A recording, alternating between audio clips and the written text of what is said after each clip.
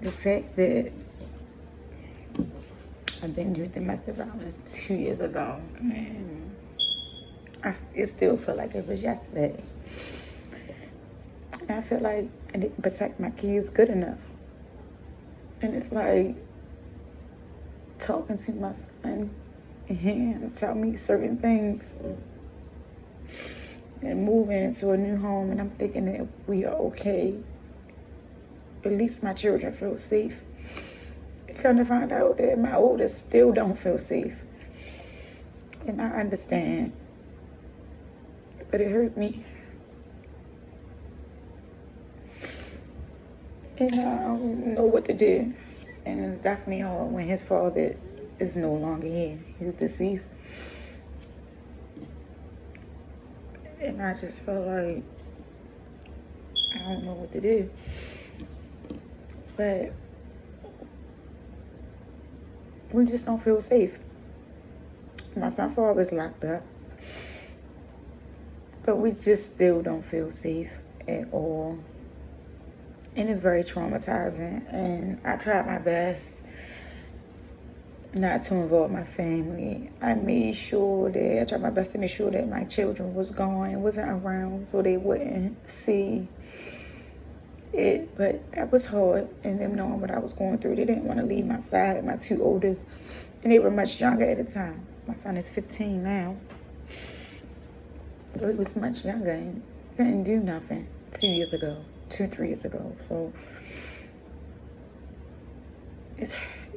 it hurt. It hurts that knowing that the man I spent 6 years with and had a child, that he can do that and he can treat me like that. Like, not only domestic violence, like, he knew my story and my background of me coming out, being molested at 6. I was snatched and raped at 18. And him knowing that. And besides domestic violence, he broke in my house one day. I was gone to drop all my children off to school, and I put my key in my door, and my gut just dropped. And I didn't know what it was. But before that, my son woke up that morning and told me he had a dream that my son father broke in our house and killed me. So it's crazy. After I dropped him off the same morning he told me, and I always check my house. That's always been a habit. My room has always been the last thing to check because, that's where I'm going last. And my door was, when you open it, you can stand or put things behind it. And I'm just moving in this house. And I haven't even been there for a month. So I wasn't expecting for him to find me and get in my house and hide behind my door, because I usually would put something behind it where nobody can get behind my door and check the whole house. I go upstairs, walk in my room. I hear the door close behind me. And it was my son father. He cocked the gun. He asked me for my cell phone, my code. He wanted to know who I was talking to, had sex with, dealing with. And he kept me in there for 4 hours with the gun to me. Not only him questioning me about things and him telling me that we're both going to die today, because if he can't hear me, nobody can hear me. He made me take my clothes off. I had cancer, ovarian cancer, so I had to get surgery in July of 2019. And, you can't have sex for 8 to 12 weeks, something like that. And he knew that. And when he broke into my house and made me take all my clothes off, he was trying to penetrate me. But I was telling him no, because he was going to rip my insides out. Like, I literally just had surgery down there. And he didn't care, but thank God that he didn't do that. But he put the gun to me and made me give him head. And he just was shoving my face on it, just like I wasn't no one. And the thing was, I told him what happened to me when I was snatched and raped, and he did with the man that raped me. He did that to me. And it's just been so hard. It's been so hard, especially that I have this man child. I think that's the hardest part of my life, because I have his child. And You know, he gave me oral. I wasn't even supposed to have that.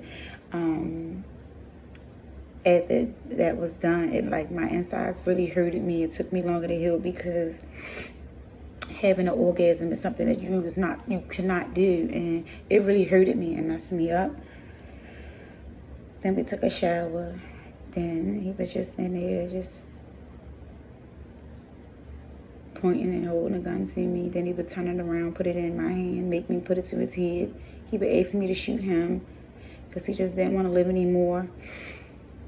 When he gave me the gun, all I could remember is trying to run out the house. Trying to run out the house to get away from him, and he wound up catching me. But I was so happy that it was getting to the point, the time was where we had to pick our child up, so he had to let me out. He had to. So he was telling me, he made me drop him off, and he was like, I'm going to be looking all on the internet and whatever you checked, and make sure that you didn't go to the police, file a warrant and all that. So I didn't go that day because I wanted him to relax and make it seem like that I wasn't. But the next day I went, and I told the police everything. But it just hurts me that it's 2 years, which will be 3 years now, in October, that he been gone. And we still feel traumatized. We still feel scared. We don't feel safe. My child don't even like to stay in the house by himself. He said that he's uncomfortable. And, you know, I understand how he feel because our house being broken into, things been taken and stolen. It was times when I woke up and my windows, they were sitting wide up. 2 in the morning, y'all. 2 in the morning. Like, y'all ever been asleep and it felt like somebody's staying over you and watching you? And literally, God just kept waking me up that night. And when I went downstairs to check to see my home, and my windows were up, curtains were flowing, and I'm like, wait a minute, hold up. I don't sleep like this. I made sure I locked everything. Gonna find out he stole the key to my house.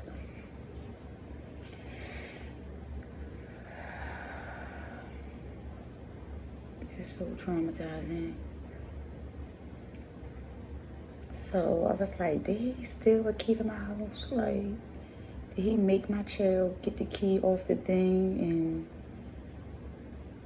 give us, like, I don't know. Or, I was trying to think, but then he came out his mouth and he want to say, oh, I paid the maintenance man. I just showed him how many stacks of money I have and told him that I lost my key and he made it. Wow. And I could have been dead in a fucking body bag.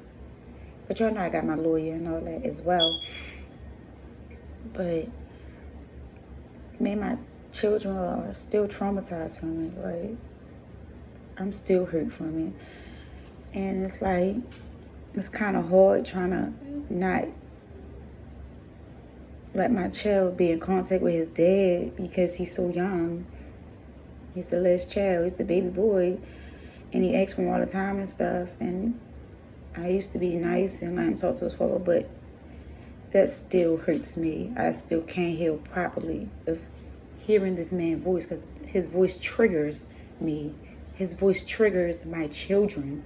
So I say that not only am I going through it, my children are going through it too. So I have to let the younger one feel it. I don't care about that he missing his dad or this and that. He young. He'll get over that. And when he get older, he'll understand why mommy did what she did. But me and my children don't feel safe. We don't feel okay at all. It said that he's locked up and we still feel like he had people watch us. It's said that he's locked up and still feel like that he's on the street. It really, really does feel like that. And it's sad. And, he and him and how he talk, he still haven't changed. He sit and tell my son, oh, I'm a good guy. Daddy don't do nothing bad. Like, when I hear him talk and say certain things to my son, and I'm looking at him like, you're not a good guy. You're not. I wish your baby mothers would have warned me about you. Like, you did the same shit to them. Fuck them women up. And you did it to me. And I just wish that these women would speak up and say that about these fucking men so we, as women, would not deal with it. Like, instead of one of the baby mothers want to be all trying to get us to break up and get him to do this, and she want money out of him and all that, she should have just been honest. Like, oh, he did this to me, he did that to me, I put this on him and made him go to jail because of this. Now I see why. Look how he is. He's a fucking demon, a devil. Like, this man has fucking separation issues. Been with this man for 6 years, y'all. I've learned everything about him once I left him. Falls in his last name, where he grew up from. The people that I met is not his real family, which I already had that feeling when I first met them, because he looked different from everybody. I always had that feeling, but it's not my place to speak on. I was just waiting for him to say something, but everything. He lied from the jump to me about his whole life. His whole life, y'all. And it really made me sit and think about who I have in my life. Like, I was single for 6 years before I trusted and let a man in. Like, literally, I did my homework in everything. It's being with a man, and it's like not knowing them. It's scary, and I'm just so hurt that I had to go through this and my children. I just wish that when I left the first time, I should have stayed gone. I should have never went back. But I tell myself now, I'm older and wiser, the next time I even feel that feeling that I kept getting, I'm out. I don't care about a baby daddy. I don't care about a family. I don't care what we got together. None of that. I'm out. There's no working on nothing. There's no trying. There's no giving. I'm out. Because at the end of the day, not only do I suffer from it, but my children suffer from it as well. I'm out. And I'm tired of being hurt. And I don't want my children to be hurt. I don't want them to endure the pain that I had to. And definitely not my oldest, because he don't have his father here to even feel more protected. And I don't want him to think that he have to fight my battles. I don't want him to grow up fast. I don't want my son to think that he have to be these street guys. Just anything that force these children to go out here and to be the way they are. I don't want him to be a killer. Any of that for my child, because of what I went through, what I chose. Like, I would never do it again to myself or put my children through it. And it still eat me up to this day. It really did. And I went through this. It first started in 2018. I broke up with him in 2016. He wouldn't even get out my house for a whole 2 years. He wound up finally getting out my house and taking things serious in 2018 when he finally got out my house. He would stalk me and come places and stuff like that. Like, I had to switch cars out. I was just had to do everything. Make my kids stay different places where we go at a hotel. And then I spending a whole week at a hotel, and I come back home and I took a shower. My children was in my room. When I got out, they was in their own room. And I'm going to go lay down thinking I locked my cat in my room because I see a curtain moving. I get up to go think I'm going to grab my cat. It's him coming from under my bed. Like, I've been through so much and been traumatized for so long. And the fact that I've been going through traumatizing situations since I was 6 years old, it just don't make it no better. I'm just never putting us through that again. And it hurts me to this day, and I'm still hurting, and I need to talk about it. I do. And if I talk about it, I'll be able to laugh and joke and play about it in my sense of way to make me feel better. And I won't cry anymore. Because literally I can cry. I mean, I can talk about me being molested and raped and wouldn't even probably cry. Like, because I'm well here and over it. But when you talk to someone or have to hear their voice because you have a child with them, it makes it worse. Being raped and molested by two different people and not ever hearing and seeing them again, it made it much easier.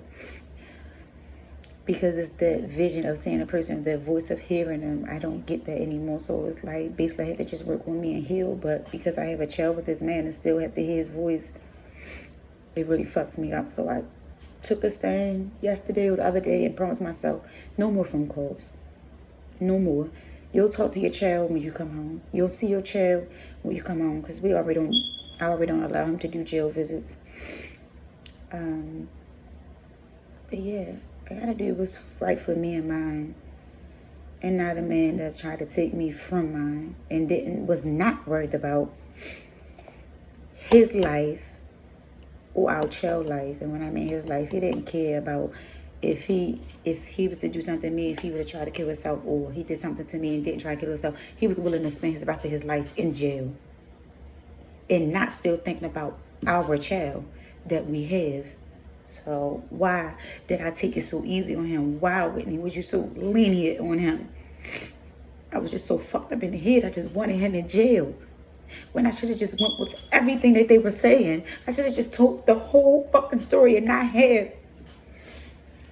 And I don't ever want him to come home. But I fucked that up.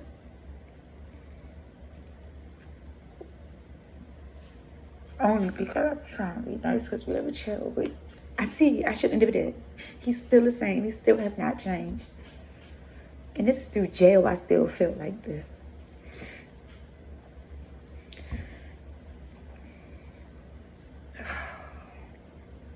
We're gonna be good though. I just wanted to share just a little bit with y'all. I need to start posting and putting more of these stories out and start telling y'all how and what I do, what helps me to keep going and not be suicidal. I'll get back with y'all. I love y'all. I just wanted to share that for a second. I've been going through it. And when my oldest two children talk to me about these things, it makes me go crazy, because I don't want my babies grow up and think that they have to do crazy shit to protect me. I don't want them to think that they have to have a gun, that they have, that's the only way they feel protected, And that hurts me, because that's why we losing so many of our young men to the systems or to the grave. Because what they see their parents go through, what we didn't put our kids through, and they feel like they got to grow up to protect us. And I don't want that for mine. And I'm so sorry that I did it to my children. But never again. Mommy learned. I'm older, I'm wiser. I was looking for love, and I found it in the wrong place when I was young. And look where it got me. Thank God for God. Thank God I healed. Thank God I'm way wiser now. I'm way stronger now. I was not this strong at first.